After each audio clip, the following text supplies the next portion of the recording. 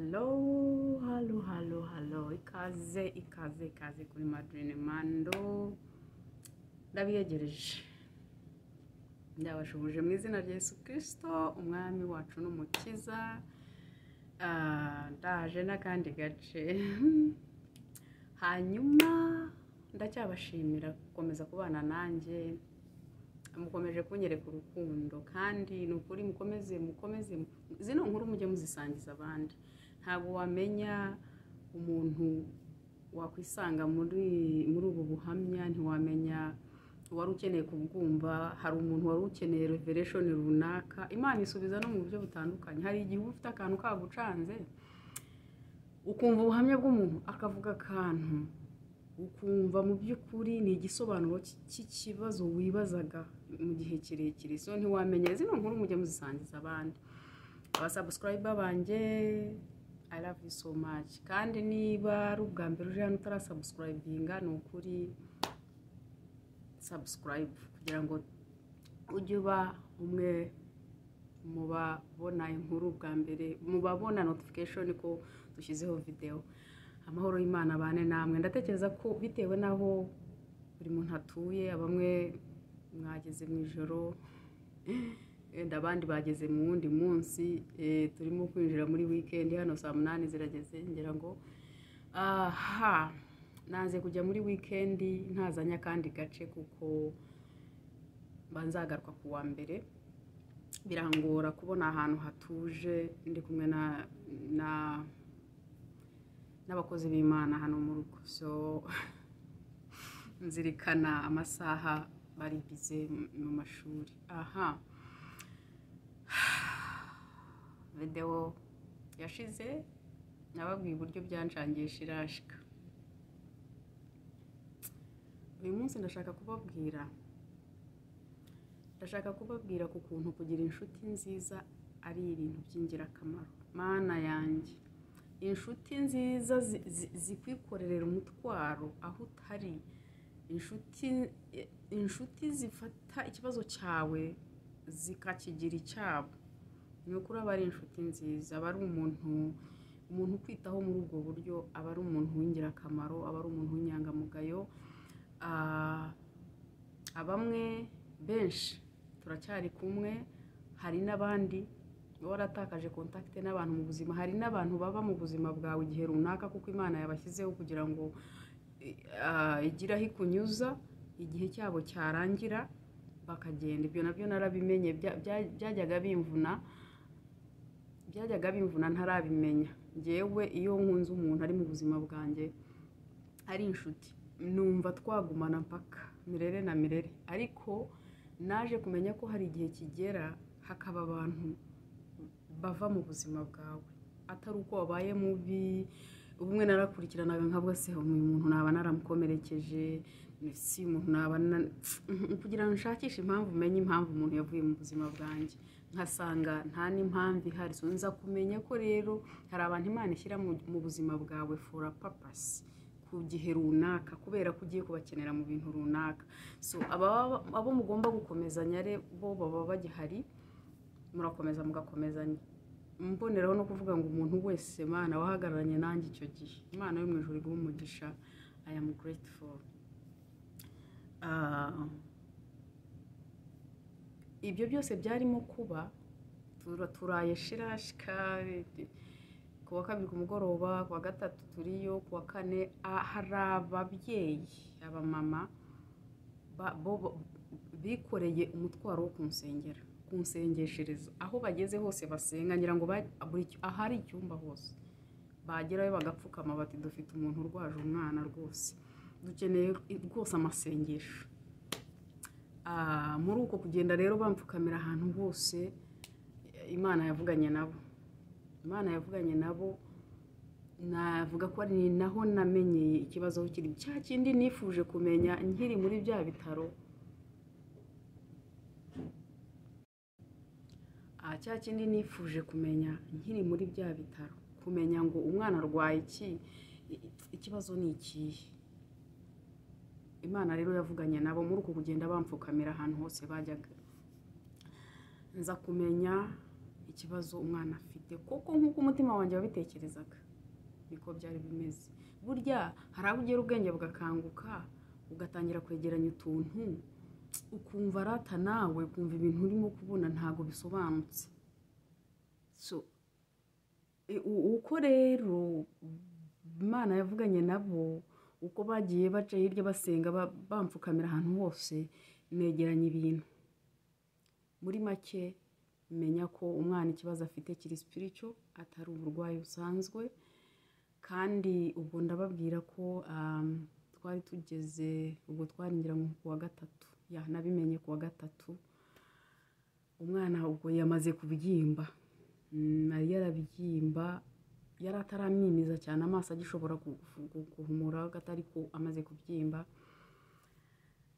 ndasara. Ukubimenya byari byiza ariko no kubimenya byanyishe cyane.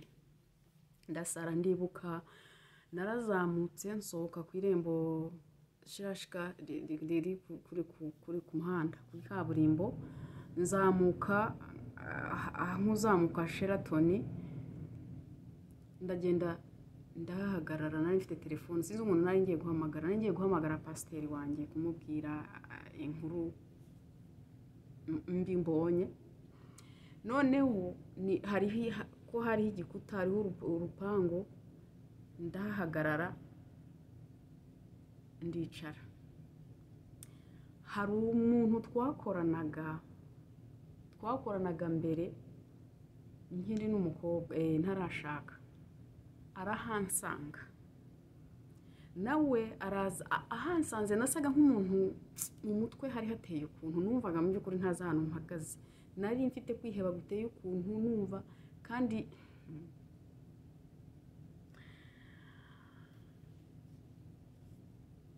ndamubwira nturabizi umwana wanjye afite ikibazo ndamubwira ikibazo ukuntu kimeze.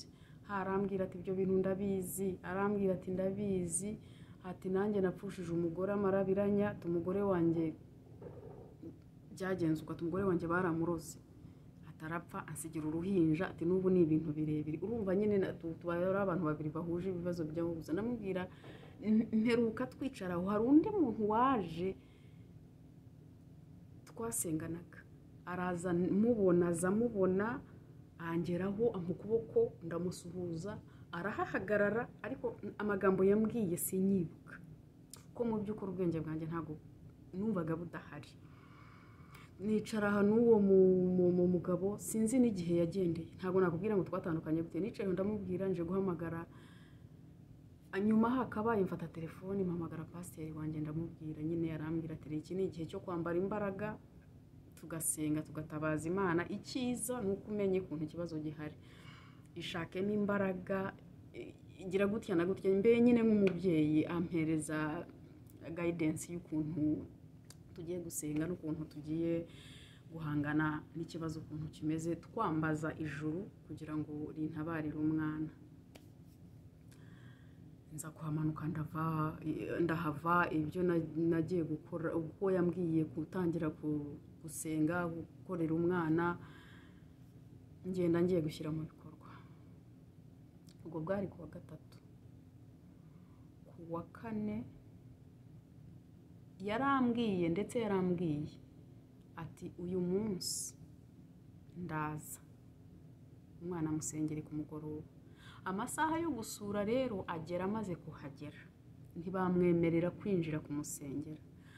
Yari yinjiye gutya atangiye amushyizeho ikiganza baba barahagaze ku muryango baravuga ngo basohoke.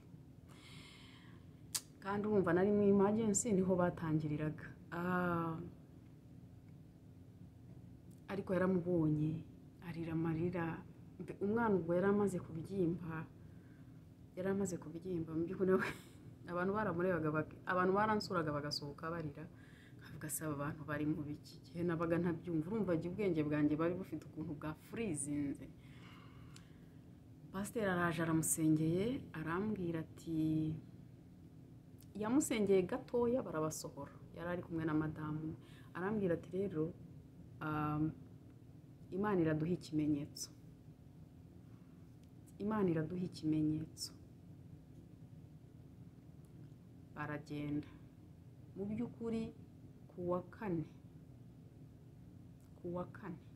mu gitondo abaganga baje muri controle, ndibuka harimo umugore w'umuzungukazi, arambwira ngo se ngo ko tubona impyiko z'umwana ari nzima. Izo ni impyiko zari muri shoke zombi. Wibuke ko turi gukontrolinga ntuza susu tugenda dupimiriza tugira gute, baravuga ngo ikibazo icyo ari cyo cyose ngo turabona impyiko z'umwana ni nzima zirakora neza. Ubwo ni kuwa kane mu gitondo. Ndishima numva ubuzima buragarutse. Satani afite amayeri.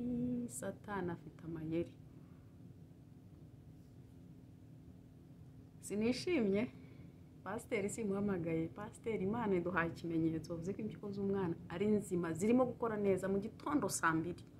Pasiteri yahavuye saa 11 z'umugoroba. Mu gitondo saa 2 impyiko z'umwana ni nzima.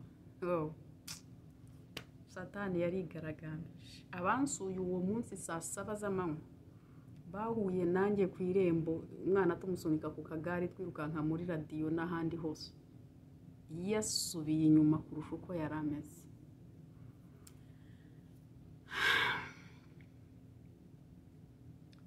Ndongera kubivuga ngo Imana itakurengeye nta wakurengera. Ikindi cya kabiri, mujye musengera abantu bari mu bitaro. Ikindi cya gatatu, musengera abana banyu, musengera abagabo banyu, musengera abagore banyu, muhishe, mubumbatire cyane. Ikindi cya kane, musenge Imana ibakore ku maso, basi ikintu kikugereho wana kirose. Akuzi kubura aho ngaho gusa ikintu kikakwitura hejuru. Imana ntago ari Imana ikunda kutwereka ibintu. Basi utarota wakumva n'ubuhanuzi wakusoma uburyo bwari bwose Imana yabikwereka, ariko ijambo ry'Imana rivuga ngo nta kiba ku bakiranutsi. Ni abakiranutsi ngira ngo Imana ngo nta kibabwiye, niko bimeze. Musenge Imana ibakore ku maso, mu by'ukuri ntakagire ikintu kigutungura. Ndagira ngo impamvu uvuga ngo musenge Imana ibakore ku maso, jye nagiriwe ubuntu tugeze uyu munsi. Mu by'ukuri n'umwana ajya kurwara nabirose, nabibonye. Ubu urumva no kuvuga ngo iyo wabibonye mu nzozi urabyirukana bitaraba, ariko niyo bibaye biza ari ikimenyetso cy'uko hajya kuba ikintu kinini, ariko mba nabirose rwose. Rero usenga uvuga ati Mana rwose, si ukuvuga ngo ndi umuhanuzi ngo mpanurira abandi, muzigera munyumva mpanura, ariko nabyo Imana ibinishe ndabikora. Ariko ku rubyaro rwanjye ni ukuri ijuru riba ryambwiye.